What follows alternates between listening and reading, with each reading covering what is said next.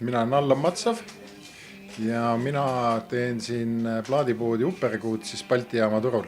Teist päeva oleme avatud, plaanime avatuks jääda rohkem kui aasta ja ma loodan, et inimesed hakkavad siia tulema. Enne astus siia sisse üks gentleman, vaatas ukse peal ringi, küsis haussi trummipassi ja sa raputasid pead ja ta keeras kannalt ringi ja läks tagasi.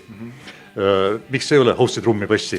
Ma tahaks, et siin oleks kõike, aga siin on ruumi minu poes kahjuks või õnneks nii vähe, et ma kõike ei saa siia riiulitesse panna, et ma pean ikkagi keskenduma natuke sellisele muusikale, mida ma ise rohkem kuulan, millest ma ise rohkem tean. See on nagu kõige tähtsam, et plaadipoodnik peab ikkagi teadma, mida ta müüb, et sellepärast mul kipub see trummipassi ja hausi osa olema praegu null, aga tulevikus ma kindlasti proovin sinna poole jõuda.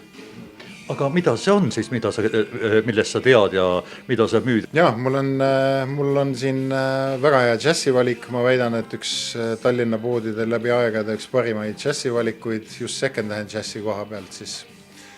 Mul on Jaapani muusikat palju, mul on Brasiilia muusikat, mul on Jaapani presse lääne artistidest. Et ma arvan, et igaüks leiab midagi endale, hausi ja trummipassiga on küll kehvasti.